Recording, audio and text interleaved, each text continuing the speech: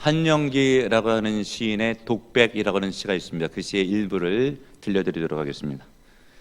이제 나를 포기하려 합니다. 늘 함께하는 절망과 좌절의 어둠 속에서 기약 없는 꿈과 희망을 바라보며 언젠가 이루어지리란 막연함으로 애써나 지탱해왔지만 변하지 않는 현실과 더욱더 잦아지고 짙어지는 한숨 앞에 너무나 기력한 나를 바라봐야 함이 참으로 슬프고 고통스럽기에 나 이제 포기하려 합니다. 그냥 흐르는 대로 비 내리면 비 맞고 눈 내리면 눈 맞고 바람 불면 바람 맞으며 그렇게 살으렵니다. 아무 일 없었다는 듯 나 이제 포기하려 합니다. 결국 이렇게 나를 버리고 세상 흐름에 묻혀버릴 것을 왜 진작 포기하지 않았던가? 왜 그토록 힘겹게 몸부림쳤던가? 왜 그리도 미련했던 것인가? 이리도 홀가분한 것을. 시의 일부를 들려드렸는데 아마 이 절망이 전반적으로 흐르고 있는 것을 여러분들은 눈치를 챘을 거예요. 인생 살다가 문제가 있어서 해결해 보려고 발버둥 쳐보고 애를 써봤지만 아무 소용도 없자 인생 힘써서 될 것도 없고 그냥 되는 대로 사는 게 마음이라도 편하겠다라고 하는 어찌 보면 절망, 낙심 이런 것이 시에 전반적으로 흐르고 있습니다. 이런 시의 내용이 남의 일인 것 같지만 않은 그런 느낌은 우리도 인생을 살다가 힘을 쓰고 애를 써도 잘 안 되는 때가 있어요. 하는 일이 좀 잘 됐으면 하는데 애를 써봐도 잘 안 돼요. 치워보려고 싶은데도 잘 안 돼요. 자식이 속을 썩이는데 교육을 제대로 해보려고 해도 마음대로 잘 안 돼요. 건강이 회복됐으면 하는데 노력을 해도 잘 안 돼요. 경제적인 문제 해결했으면 하는데 잘 회복이 안 되는 것이에요. 이럴 때에 절망이 올 수가 있어요. 힘든 여건이죠. 그런데 오늘 성경 본문에 있었던 이 사라도 실은 힘든 여건 가운데서 체념하고 싶은 그런 인생의 전반적으로 쭉 흘러갔던 때가 있습니다. 하나님께서 자식을 준다라고 하는 말씀은 있어서 아기 낳기를 기다렸지만 아기가 생기지를 않는 거예요. 언제 낳을 것인가? 언제 생길 것인가? 라고 하면서도 이내 시간이 흘러가면서 자신도 모르게 포기하고 싶은 마음이 마음속에 드는 거예요. 창세기 성경을 읽어보면 그런 내용이 잘 기록되고 있습니다. 그런데 오늘 성경 본문에 있는 11에서 11장에 보면 사라가 그렇게 인생을 끝내지만은 않았다라고 기록하고 있습니다. 결국은 아기를 낳게 되었고 역사가 일어나고 하나님의 기적이 일어났다라고 오늘 성경 본문은 기록하고 있어요. 그리고 이 모든 것은 사라의 믿음으로 가능했다라고 선포하고 있습니다. 여러분, 믿음은 위대합니다. 깨닫는 은혜가 있길 바랍니다. 믿음은 대단해요. 역사를 일으키게 되는 것이에요. 오늘날도 믿음의 사람들이 기적을 체험하는 경우는 굉장히 많이 있습니다. 의학적으로 어떤 질병에 걸려서 고침을 받기 힘들다라고 하지만 기적적으로 기도로 고친 사람들이 오늘날도 존재하고 있습니다. 믿음이 얼마나 위대한 힘인가라고 하는 것은 성경에 잘 기록되고 있는데 우리 예수님께서 질병에 걸린 자를 고치시잖아요. 10개 동안 질병 걸린 자를 고쳤을 뿐만이 아니라 36년 동안 질병 걸린 자도 고친 바 되었고요. 심지어 죽었던 자도 살아나게 되는데 나사로 죽었지만 다시 살리셨죠. 나인성 과부의 아들, 회당당 야이로의 딸 등 죽었지만 예수님께서 믿음으로 다시 살리신 줄로 깨닫고 믿고 명심하시는 은혜가 있기를 바랍니다. 특별히 믿음이라고 하는 것은 죽어서 지옥 갈 사람을 천국으로 보낼 수 있는 대단한 역사를 일으켜요. 믿음은 위대해요. 기적을 불러옵니다. 그러므로 믿음을 귀하게 여기시는 여러분들 되시길 바라고요. 특별히 오늘 성경 본문에 나타난 이 사라의 믿음을 보고 불가능한 현실 가운데서 가능을 만들어냈던 그의 믿음을 본받는 은혜가 있기를 바랍니다. 정말 아기가 생길 것 같지 않는, 또 상어로 보면 생길 수 없는 상황인데 아기가 생긴 것이에요. 사라의 믿음으로. 그 믿음은 어떤 믿음이었는가를 살펴보게 되면 여러분 11절을 보시길 바랍니다. 믿음으로 사라 자신도 라고 하는 단어가 있죠. 굉장히 중요한 단어예요. 사라가 믿음을 가졌다라고 하는 거예요. 어디서? 가정 안에서. 남편은 아브라함이에요. 아브라함은 믿음의 조상이에요. 그 믿음의 사람입니다. 이 말뜻은 무엇인가? 아브라함의 믿음이면 가정이 잘 될 것 같고 아브라함의 믿음이면 충분할 것 같지만 아브라함의 믿음뿐만이 아니라 그 가정의 기적의 역사는 그 안에 있는 사라 자신의 믿음도 역사를 했더라. 깨닫는 은혜가 있길 바랍니다. 우리는 일반적으로 아브라함의 믿음을 대단하게 사고 아브라함의 믿음이 있었기 때문에 아브라함에게 하나님께서 아들 이삭을 준 줄로 우리가 알고 있어요. 성경도 그렇게 기록되고 있죠. 그래서 창세기 15장 5절 6절에 이렇게 기록되고 있습니다. 그를 이끌고 밖으로 나가 이르시되 하늘의 별을 셀 수 있나 보라. 또 그에게 이르시되 내 자손이 이와 같으리라. 아브라함이 여호와를 믿으니 여호와께서 이를 그의 의로 여기시고.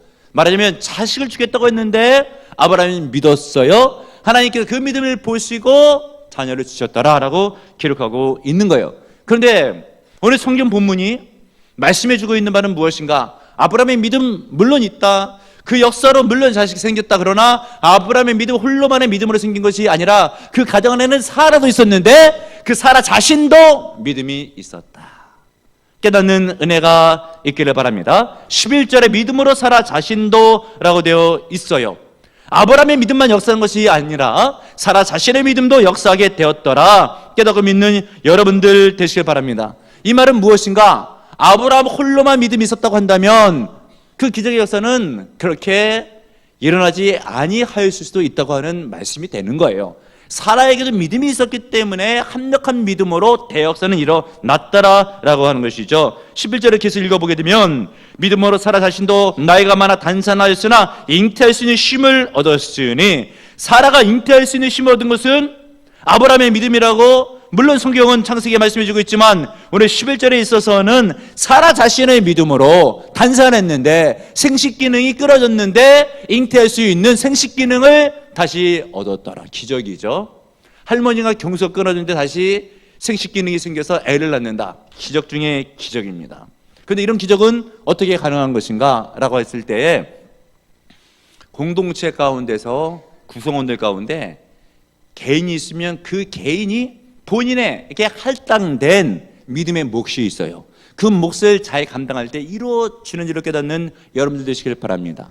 아브라함의 가정이 있죠. 그러면 하나님께서 아브라함에게 원하시는 믿음이 있는 것뿐만이 아니고 사라 개인에게도 할당된 믿음의 몫을 요구하고 있는 거예요. 사라에게 할당된 믿음의 몫을 사라가 잘 감당했죠. 그 아브라함도 믿음으로 감당했고 사라도 감당한 것이에요. 그랬을 때 이 가정이 굉장히 큰 놀라운 은혜가 임했더라라고 하는 것이죠. 경제학의 용어 가운데 규모의 경제라고 하는 용어가 있습니다. 무슨 얘기인가? 각 구성원들 가운데서 홀로 어떤 작은 단체 가운데서 예를 들면 한 명, 두 명이 경제활동한 것보다는 많은 수의 무리가 경제활동에 대거 동참하게 되었을 때에 그 효과는 실로 어마어마하게 크는데 그것은 작은 숫자 대비 큰 숫자 대비 뭐 이렇게 일어나는 것이 아니라 참여한 숫자를 n분의 1로 나누게 되었을 때에도 다수의 무리가 힘을 합하게 되면 그 n분의 1의 덩치는 참여한 숫자 그 이상으로 엄청 커지게 되어 있다라고 하는 것이에요. 이것은 믿음도 마찬가지고 가정의 믿음 생활도 마찬가지가 되어서 둘이 힘을 합해서 믿음 생활 열심히 하게 되면 둘 이상의 5배, 6배의 큰 효과도 가져올 수가 있다는 것을 깨닫고 믿으시는 여러분들 되시길 바랍니다. 이런 의미에서 오늘 성경 본문에 있었던 아브라함의 가정 가운데서 사라의 믿음의 몫을 감당한 것은 아브라함에게 있어서도 굉장히 대단한 큰 힘이 되는 것이죠. 본인의 믿음 플러스 사라의 믿음 플러스 더 큰 믿음의 역사가 충분히 일어날 만하다라고 하게 되는 것이에요. 깨닫는 은혜가 있기를 바랍니다. 이런 의미에서 왜 나의 가정 가운데 있어서는 하나님의 대역사 기적이 일어나지 않을까, 큰 은혜, 큰 복이 임하지 않을까를 반추해보고 적용해 본다고 한다면 과연 나는 내 가정 가운데서 내게 할당된 믿음의 몫을 잘 감당하고 있는가를 깊이 있게 살펴보시는 여러분들 되시길 바랍니다. 내가 감당해야 될 믿음의 몫이 있는 것이에요. 교회에서, 구역에서, 가정에서, 어떤 모임 가운데서 내게 할당된 믿음이 있어요. 그 믿음을 잘 감당할 때에 하나님께서는 그 믿음을 보시고 공동체 안에 역사를 이루어 가시는데 구성원들이 그렇게 각자 자기의 믿음의 몫을 감당하게 되면 큰 역사가 일어나요. 깨닫는 은혜가 있기를 바랍니다. 오늘 성경 본문의 사라는 그것을 깨닫고 본인의 믿음의 몫을 감당하게 된 것이에요. 이것을 일컬어서 오늘 성경 본문에서는 믿음으로 사라 자신도 라고 되어 있죠. 그런데 이런 예도 있어요. 성경의 원리를 잘 모르고 예를 들면 아내가 믿음이 참 좋아요. 남편의 믿음이 좀 부족해요. 믿음이 없는 것 같아요. 예배도 잘 나오질 않는 거예요. 그래서 당신 천국 가야지 어떻게 하냐고 라고 이야기한다고 하면 워낙 내 아내가 믿음이 출중하기 때문에 기도도 얼마나 많이 하고 믿음이 센데요. 나는 그냥 아내 치맛자루만 살짝 붙잡고만 있어도 그냥 저절로 따라서 천국에 올라갈 수 있을 거라고. 큰 오해네요.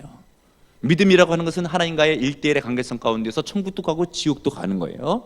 깨닫는 은혜가 있길 바랍니다. 그런데도 불구하고 다 그냥 상대방이 잘해주면, 가족 간에 누가 잘해주면 나는 그냥 더불어서 잘 되질 않은, 그것은 성경의 원리가 아니에요. 그러면 이런 생각이 있으면 자칫 어떻게까지도 생각할 수 있는가? 상대방이 잘하면 나는 그 덕을 본다 라고 한다면, 역으로 상대방이 못하면 나에게는 안 좋은 일이 생긴다. 그러면 모든 가정에 안 좋은 일은 그 사람이 못했기 때문이다. 그 인간이 문제야. 이럴 수가 있는 거예요. 근데 오늘 성경 본문에 있는 사라도 충분히 그렇게 이야기할 수가 있는 입장이었어요. 왜 그런가 한번 잘 살펴보시길 바랍니다. 창세기에 보게 되면 갈대우르 지방 가운데 아브라함의 가정이 살고 있었죠. 근데 하나님께서 어느 날 아브라함을 부르십니다. 너는 너의 본토 친척 아비집을 떠나 내가 내게 지시할 땅으로 가라 라고 할 때 아브라함이 아멘 했어요. 하나님의 말씀은 사라가 들은 것이 아니고 아브라함이 들었죠. 그 말씀은 아브라함이 순종했어요. 그러면서 아브라함이 사라 보고 같이 가자고 했겠죠. 하나님이 지시할 땅으로 가라고 했는데 같이 갑시다 라고 하게 됐을 때 사라는 그냥 하자는 대로 한 거예요. 남편이 하자는 대로, 아브라함이 하자는 대로 한 거예요. 그래서 결국은 가나안 땅에 인도를 받고 도착을 했어요. 근데 그 땅에 흉년, 기근이 든 것이에요. 그래서 아브라함이 어떤 제의를 하자면 먹을 것이 많은 애굽으로 내려갑시다 라고 할 때 사라는 남편이 하자는 대로, 시키는 대로 그냥 아멘 하는 마음으로 그냥 따라 내려간 거예요. 처음에 갈대우르 지방을 떠나게 됐을 때는 믿음으로 떠난 것인데, 애굽으로 내려간 것은 비믿음적인 제약적인 요소로 불순종적인 마음으로 애굽으로 내려간 것이에요. 근데 애굽으로 내려갔더니 사라가 얼마나 예뻤든지 애굽에 있는 동네 사람들이 사라를 탐내는 거예요. 그러면서 자칫 자기를 죽이고 아내를 뺏어갈까 봐 또 시켜요. 너는 내 동생이라고 하자. 그러면 내가 너로 인해서 생명을 얻을 수 있을 거라고. 이 얘기를 하는 거예요. 그러니까 또 사라는 또 남편이 하자는 대로 한 거예요. 그랬더니 그게 자칫 일이 잘못돼가지고, 그래? 아내가 아니고 동생이야? 바로가 그것을 알고, 그러면 사라를 내 아내로 맞이해야지 라고 하면서 애굽의 왕인 그 바로가 불러들인 거예요, 여러분. 그러면 뭐 어떤 일이 생기겠습니까? 집안이 깨지는 거예요. 그날 밤에 사라는 무슨 생각을 했겠어요? 저 인간은 아브라함 때문에 내 인생 다 망쳤다. 하자는 대로 다 했더니 이 꼴이 무엇인가? 이렇게 남편에 대해서 모든 탓을 돌리고 있는 바로 그때 하나님께서 직접 개입을 하시는데, 바로의 왕의 꿈을 통해서 그 사라는 하나님의 선지자 아브라함의 아내이니 돌려보내라 라고 하면서 야단과 훈계, 그렇지 않으면 저주와 징계 있을 것을 명하실 때에 깜짝 놀랐던 바로가 사라를 돌려보내면서 아브라함에게 재물까지 주면서 선대하게 되죠. 그때 사라는 깨달음이 와요. 뭐예요? 내가 하찮게 여겼던 이 아브라함, 우습게 보았던 아브라함, 하나님은 그렇게 안 보시고 계시네? 하나님은 달리 보고 계시네? 그를 사랑하시네? 그의 역사하시네? 아브라함인 내가 봤을 때는 하자가 많은 인간이었지만 하나님이 보실 때는 쓸만한, 은혜를 불만한, 하나님께서 눈여겨볼 만한 인물이구나 라고 깨닫습니다. 이것이 곧 사라의 믿음이에요. 아브라함을 보고 체념하는 것이 아니라 그 가운데 역사하는 하나님의 손길과 능력을 체험해서 사라에게 믿음이 생겼어요. 그리고 나서 성경이 기록하기를 베드로전서 3장 6절에 그때부터 사라는 아브라함을 주로 불렀더라 라고 기록하고 있습니다. 여러분, 사라의 이런 믿음은 귀한 믿음이에요. 우리는 상황을 보고 사람을 보고 낙심하고 그 사람을 평가하지만, 영적 세계를 바라보고 하나님의 섭리를 보고 하나님의 주권을 보고 믿음으로 대처하고 있는 사라의 모습 깨닫는 여러분들 되시길 바랍니다. 어떤 일이 안 됐을 때 남의 탓을 하고 마는 게 아니에요. 상황 탓하는 게 하고 마는 게 아니에요. 하나님의 역사가 어떻게 드러나고 있는가, 하나님께 무엇을 원하시고 있는가, 하나님께 어떻게 움직이시고 있는가, 사라는 이것을 보았던 것이에요. 이것을 일컬어서 사라 자신도 믿음을 가졌다라고 말씀해주고 있고, 그 믿음을 통해서 가정이 온전히 있었고 또 자녀 낳는 이 가운데서도 사라의 믿음이 역사했다고 성경이 기록하고 있습니다. 공동체 안에서 내게 할당된 믿음의 몫이 있어요. 그 몫을 잘 감당하게 되면 사라처럼 불가능을 가능케 만드는 기적을 맛볼 수가 있습니다. 믿으시는 여러분들 되시길 바랍니다. 또 한 가지, 오늘 성경 본문의 이 사라의 믿음을 어떤 믿음으로 말씀해주고 있을까? 아기 준다고 말씀하셨던 상황 가운데서 아기가 생기지 않았을 때에, 생식기능이 끊어졌을 때에 하나님께서 이 사라의 믿음을 보시고 다시 은혜를 주심으로 불가능이 가능하게 되는데, 어떤 믿음이 있었기 때문에 사라가 그런 은혜를 받을 수가 있었을까? 11절 하반절에 보게 되면, 이는 약속하신 일을 미쁘신 줄 알았음이니라. 하나님께 대한 절대적인 믿음을 가졌더라. 하나님께서 약속의 말씀을 주셨는데 그것을 철저하게 믿었더라 라고 하는 것이죠. 여러분, 믿음의 큰 적은 의심이에요. 의심이 들면 믿지를 못하고, 믿지를 못하면 의심이 들고, 그러면 역사가 일어나지 않는 거예요. 깨닫는 여러분들 되시길 바랍니다. 그러면 성도가 의심을 극복할 때, 의심을 극복하는 믿음을 가질 때, 바로 이때 기적의 역사는 나타나는 거예요. 여러분, 오늘 성경 본문의 이 사라 보십시오. 경수가 끊어지잖아요. 말씀은 임하잖아요. 아기를 주겠다고 의심이 들만 하잖아요.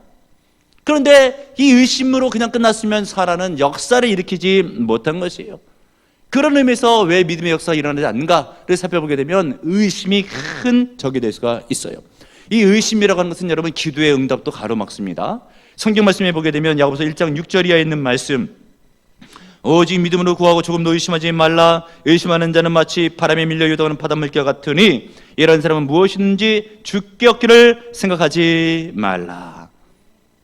의심을 안고 구하며 응답받지를 못한다. 기도 응답이 왜 안 되는가? 의심 때문에. 또 여러분, 왜 시간과 물질을 하나님께 드려서 드린 것만큼 30배, 60배, 100배 결실을 맺어야 되는데 왜 드리지 못하는가? 의심하면 못 드려요. 손해 날까 봐. 그래서 성경은 말씀해주고 있죠. 누가복음 6장 38절, 주라 그럼 너에게 줄 것이니 곧 후이되어 누르고 흔들어 넘치도록 하여 너에게 도로 안겨주리라. 말씀을 믿으시는 여러분들 되시기를 바랍니다. 그렇게 해서 의심을 극복하면 대역사가 일어나는데, 이 의심을 극복하기란 쉽지가 않아요. 오늘 성경 부분에 있었던 이 사라도 의심을 극복하기란 쉽지가 않았어요. 왜 그런가? 하나님께서 아브라함과 본인에게 약속해 주었거든요. 자식을 주겠다는 거예요. 근데 자꾸만 그 시기가 늦춰져요. 내년이 돼도 후년이 되고 시간이 흘러감에도 불구하고 자식이 안 생기는 거예요. 어떤 때 의심이 생기는가? 하나님의 약속이 주어졌는데 빨리 이루어지지 않으면 의심이 생길 수가 있어요. 이때 잘 하셔야 되는 거예요. 그리고 또 언제 의심이 생기는가? 내 상식과 경험으로 보게 됐을 때 말씀이 틀린 것 같아요. 그러면 의심이 생길 수가 있는 거예요. 여러분, 창세기 12장에 보게 되면 사라의 나이 65세 때에 하나님께서 찾아오시면서 자손을 많이 주겠다는 약속을 주셔요. 그런데 애 소식이 와야죠. 애가 생기지를 않는 거예요. 이때 조금씩 의심이 들기를 시작하죠. 창세기 15장, 하늘의 물별처럼 네 자손이 이와 같을 것이라고 아브라함이 말씀하셨고 사라도 알았어요. 그런데 자식은 무슨 자식? 수많은 별도 같은 자식이 아니라 자식 하나도 잉태하지를 못하는 거예요. 자꾸만 의심이 들면서 약속이 안 이루어질 것 같아요. 그래서 결국은 창세기 16장에 보게 되면 오늘 성경 부분에 주인공이었던 이 사라가 의심 가운데 믿음이 거의 없어져서 뚱땅지 같은 생각을 하게 되죠. 아브라함을 꼬셨어요. 그래 하는 이야기가, 내 종 하갈이 있으니까 당신이 아직 생식기능이 조금이라도 남아있을 때 내 종을 취해가지고 애를 내 대신 낳아주게 하라 라고 하면서 인간적인 방법을 쓰게 되는 거예요. 여러분, 의심이 들고 하나님의 약속의 말씀을 믿지 못하게 되면 인간적인 방법을 쓰게 돼요. 결국 그래서 이스마엘이 태어나게 되는데 그 이스마엘 때문에 사라가 죽을 때까지 고생해요. 나중에 하나님께서 약속의 자손 이삭을 줬는데 얼마나 괴롭혔는지, 얼마나 마음이 쑥스러웠는지 이 사라가 그 일 때문에 정말 힘든 인생을 살아가게 돼요. 절대 여러분 의심하면 안 됩니다. 약속의 말씀을 믿어야 돼요. 믿지 못하고 의심하게 되면 인간적인 방법을 쓰게 되고, 인간적인 방법을 쓰게 되면 인생이 골치 아파지게 되어 있습니다. 그런데 여러분, 그런 사라 의심이 드는 거예요. 약속이 안 이루어지니까. 그런데 하나님께서는 신실하신 분이시고 약속을 이루시잖아요. 창세기 18장쯤 와가지고 아브라함에게 다시 말씀하시는데 이런 말씀을 하시는 거예요. 내년 이맘때에 사라에게 애가 있고 자식을 보리라, 이야기를 하는 거예요. 그것을 사라가 저만치서 들었어요. 하나님이 아브라함에게 하는 이야기를. 그때 사라가 비웃어요. 애는 무슨 애, 25년을 기다렸는데 내가 생식기를 끌어줬는데 라고 하면서 하나님의 말씀을 비웃는 거예요. 그때 하나님께서 기분이 어떠하시겠어요? 전능하신 하나님께서 말씀하셨는데 인간이 비웃어요? 사라야, 네가 웃었느냐? 라고 할 때 아니요, 안 웃었어요. 그러면서도 애는 무슨 애? 이렇게 생각하고 있을 때에 하나님께서 하시는 말씀이 있어요. 여호와께 능치 못할 일이 있겠느냐? 기한이 이를 때에 내가 너에게로 돌아오리니 사라에게 아들이 있으리라. 여호와께 능치 못할 일이 있겠느냐? 하나님이 능치 못할 일이 어디 있어요? 죽은다도 살리시는데 할머니가 애 낳을 수 있게 은혜를 주시면 애도 낳는 거죠. 뭐 동료녀도 탄생하잖아요, 남자 없이. 근데 하나님께서 못할 일이 어디에 있겠습니까? 결국은 사라가 그 말씀을 하실 때 이때 믿음이 다시 들어간 거예요. 그래서 오늘 성경 본문에 기록되고 있잖아요. 믿음으로 사라 자신도 나이가 많아 단산하였으나 잉태할 수 있는 쉼을 얻었으니 이는 약속하신 이를 미쁘신 줄 알았음이라. 중간중간에 의심이 들고 하나님께서 말씀해 주셨어도 또 의심을 하고 믿지를 못했지만 결국은 하나님께서 다고칠 때에 회개하는 심령으로 아멘으로 믿게 되었고, 사라의 그 믿음 때문에 잉태할 수 있는 쉼으로도 자식을 보았더라. 믿으시는 여러분들 되시길 바랍니다. 결국 이 사라의 믿음은 큰 믿음이었어요. 왜요? 25년 동안 자식이 없고 생식기는 끊어졌는데도 불구하고 하나님께서 능치 못할 일이 있겠느냐? 내게 하나님께서 은혜를 주시면 네가 애를 낳을 수가 있으리라 라고 할 때 그 상황 가운데서 그것을 아멘으로 믿은 것이에요. 이 사라의 믿음은 큰 믿음이죠. 그런데 여러분, 말씀드린 것처럼 이 큰 믿음을 갖기까지 중간중간에 인간적인 실수도 썼고 흔들린 믿음 가운데 얼마나 애를 썼겠습니까? 여러분, 우리도 인생을 살다가 보면 그런 때가 굉장히 많이 있어요. 하나님께서 기도할 때 응답의 사인을 줬어요? 이루어질 것이라고. 우리가 말씀을 들을 때에 말씀을 된다고 하는 거예요. 믿는 자에게 능치 못할 일이 어디 있겠느냐? 라고 하면서 그 약속의 말씀을 믿고 신앙생활에 열심을 내고 왔어요. 근데 될 듯 하면서도 근데 만약에 안 될 바로 그때 드는 생각에 하나님께서 말씀하셨는데 이게 안 되네? 하면서 드는 생각에 열심을 내도 안 되네 라고 하면서 열심을 해도 소용없네, 이런 생각을 하는 거예요. 그때 하나님은 신실하시고 진실되기 때문에 계속 설교를 통해서도 말씀하시잖아요. 하나님께서 여러분이 믿음만 있으면 반드시 응답해 주십니다 라고 할 때 드는 생각이, 나도 해봤어? 내가 안 믿어봤나? 근데 그 말은 믿어지지가 않는다 라고 하고, 말씀이 외쳐지면 외쳐질수록 내 안에서는 어이없는 웃음만 나올 수가 있다라고 하는 거예요. 바로 그런 때에 사라는 여호와께 능치 못할 일이 어디 있겠느냐라고 할 때 다시 본인의 마음을 부여잡고 결단하며 열심을 물치고 믿음을 가졌더니 하나님께서 그 믿음을 보시고 자녀를 주신 줄을 믿으시는 여러분들 되시길 바랍니다. 그러면 여러분, 의심이 들 때 여러분들은 그런 상황 가운데서 어떤 결단을 내리고 믿음의 반응을 보이십니까? 믿음이 있어야 역사가 일어나는 거예요. 어느 아버지가 자녀를 하나 뒀는데 아들인데 너무 연약해요. 그래가지고 훈련을 시킬 그런 마음으로 사막을 횡단하고 있었어요. 사막을 횡단하는데 목이 마르고 마실 물이 없는 거예요. 아버지, 이러다가 우리 진짜 죽겠다고. 근데 훈련이 아니라 진짜 죽겠다고 아들이 이렇게 얘기를 하는 거예요. 그러다가 무덤 몇 개가 보인 거예요. 저 무덤 보라고, 사막에서 죽은 사람들 아니냐고 라고 할 때 아버지가 무덤 있는 것을 보니까 사람이 가까운 데에 있고 우리는 살았다 라고 이야기를 하는 거예요. 같은 것을 보고 있으면서도 아들은 절망으로 받아들이지만 아버지는 희망으로 받아들이잖아요. 우리 하나님께서 메시지를 주시고 사인을 주시는데 나는 자꾸만 절망으로 받아들여요. 실은 희망의 사인인데. 결국은 바로 옆에 지나가다 보니까 움막이 하나 있었어요.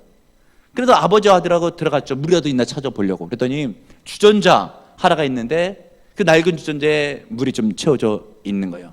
그리고 그 옆에 펌프가 있는데 글이 써 있어요. 이 물을 마시지 말고 펌프에 넣으면 펌프질 할 때 물이 넘치도록 흘러나올 거라고. 그런데 아들이 탁 보면서 보니까 의심이 드는 거예요. 저 펌프 낡고 오래됐는데 지금 목말라 죽겠는데 한 사발이라도 퍼서 벌컥벌컥 마셨으면 좋겠다라고 생각하는 그때 아버지가 아니라고, 이 펌프에 부어야 된다고 이야기를 하는 거예요. 그래서 아버지가 붓는데 펌프질하는데 처음에는 안 나오는 거예요. 아버지를 막 말리는 거예요. 그만두라고. 근데 아버지는 계속해서 붓는 거예요. 부었더니 결국은 물이 활활 나오는 거예요. 둘이서 실컷 먹었죠. 그러고 나서 아들이 그 주전자의 문구에다 하나 더 썼어요. 이 물을 넣으면 새물이 나온다고 하면서도 의심하지 말고 중간에 포기하지 말고 끝까지 믿고 계속 부으라고. 그러면 새물이 나온다고 아들이 그렇게 썼어요. 그리고 나서 물을 또 물통에 담아갖고 조금 내려갔더니 거기에 마을이 있었다라고 하는 거죠. 여러분 무엇이겠습니까? 의심이 있을 때에 중간에 의심 가운데 포기하고 믿음 생활 좌절하게 되면 아무 역사도 일어나질 않지만, 중간에 의심이 일어날 때에 이 의심을 물리치고 믿음을 갖고 믿음을 살려 결단하게 되면 역사를 일어나게 되어 있습니다. 사라가 받아서 역사가 일어난 기적을 12절에는 이렇게까지도 말씀해 주고 있어요. 이러므로 죽은 자 같은 한 사람으로 말미암아 하늘의 허다한 별과 또 해변의 무수한 머리와 같이 많은 후손이 생육하였느니라. 아멘, 할렐루야. 사라의 믿음은 사라로 끝난 것이 아니라 그 후손까지 역사를 미쳤더라. 그러면 여러분, 우리 삶의 가정 가운데 내 자식까지 잘 되는 은혜가 임하기 위해서는 어찌 해야 될 것인가? 사라와 같은 믿음을 가져야 되는 것이에요. 어떤 믿음? 중간에 의심이 있었지만 물리치고 믿음을 결단하여서 말씀의 성취될 줄 믿는 믿음, 끝까지 믿음을 견제하는 믿음, 그 믿음이 대역사를 일으키는 거예요. 깨닫는 여러분들 되시길 바랍니다. 요한복음 11장에 보면 나사로 가장의 얘기가 나오죠. 예수님께 청해서 아픈 나사로를 고쳐달라고 했지만 결국은 나흘 뒤에 도착했기 때문에 나사로는 이미 죽었어요. 장사 지냈고 무덤에 들어갔습니다. 그때 마르다가 예수님을 보자마자 하는 이야기가, 예수님께서 여기 빨리 오셨으면은 내 동생 나사로 죽지 아니하였을 것입니다. 지금은 늦게 와서 다 틀렸습니다 라고 할 때에 우리 예수님께 하신 말씀이, 나사로가 다시 살 줄로 믿느냐? 라고 할 때에 마지막 날에는 부활해서 다시 살 줄로 믿지만 지금은 다 틀렸어요 라고 할 때, 내가 부활이요 생명이 나를 믿는 자는 영원히 죽지 아니하고 믿는 자는 영생을 취하리라 라고 하면서 내가 믿느냐? 라고 할 때에 첫 번째, 두 번째 질문 가운데에서는 다 틀렸다라고 했지만, 이때 다시금 마음을 하나님 쪽으로, 믿음 쪽으로 결단을 내리면서 의심을 물리치고 네, 믿나이다 라고 할 때 바로 그때 주님께서 움직이시는 거예요. 가자! 라고 하면서 무덤 앞으로 가면서 돌을 옮겨오라고 하면서 한마디 했을 때 나사로야 나오라 말씀하시니, 나사로가, 죽었던 나사로가 수족을 동인 채로 걸어 나온 줄로 믿으시는 여러분들 되시길 바랍니다. 믿음이 없어 의심하게 되면 역사가 안 일어나는 거예요. 깨닫는 은혜가 있길 바랍니다. 자꾸 우리는 빨리 성취되지 않으면 안 될 줄을 알아요. 그리고 중간중간에 5월에 성취되지 않을 때 인간적인 생각과 내 경험적인 생각으로 상으로 보면 끝났다라고 하게 되면은 안 이룰 줄 알아요. 안 이룰 줄 알고 안 이루어질 줄 아는 의심 가운데 머물러 있으면, 그러니까 역사가 일어나지 않고 기적을 맛보지 못하고 은혜가 임재지를 않죠. 그러나 사라도 그랬지만 결국은 결단하고 의심을 물리치고 믿음적으로 행동했죠. 내가 믿습니다 라고 할 때 주님께서 태의 문을 여신 거예요. 생식기능을 주신 거예요. 여러분, 사라의 믿음을 본받아야 돼요. 불가능했잖아요. 어떻게 경수 끊어진 할머니가 애를 낳아요. 그러나 사라 자신도 자기 할 때인데 믿음의 몫을 감당을 했어요. 남편이 아무리 믿음의 조상이라 할지라도 사라도 믿음이 필요한 것이에요. 아무리 내 주변에 누가 큰 믿음이 있어도 내가 믿음 생활 잘해야 되는 거예요. 의심이 중간에 들 수가 있어요. 물리쳐야 돼요. 빨리 안 이루어질 수가 있어요. 하나님께 믿음을 보시기 위해서 믿음을 가져야 돼요. 끝까지. 그러면 반드시 역사가 일어나는 거예요. 불가능이 가능케 되는 거예요. 기적은 일어나요. 사라의 믿음으로 승리하시길 주님의 이름으로 축복합니다. 주님, 우리 가운데 하나님의 약속의 말씀을 받고 당장 이루어지지 않자 의심하고 있는 자는 있지는 않습니까? 때로는 몇 개월, 때로는 1년, 2년을 애썼지만 이루어지지 않게 됐을 때 의심하는 자는 있지는 않았습니까? 사라는 25년 동안 안 이루어져도 결국 믿는 믿음 때문에 자식이 생겼고 불가능이 가능케 된 것을 말씀을 통해 보았습니다. 우리 하나님 살아 계십니다. 말씀하신 반드시 이루십니다. 의심은 물러가며 떠나게 하시고 약속은 성취되게 하시고 불가능 가능케 될 줄을 믿습니다. 주여, 믿을 때 역사를 일어나게 도와주시되 질병도 치유받게 하시고 경제도 일어나게 하시고 질병도 고침받게 하시고 비전이 성취되게 하시고 하나님께 쓰임받게 하옵소서. 될 줄로 믿습니다. 역사는 일어날지어다. 예수님의 이름으로 기도합나이다. 아멘.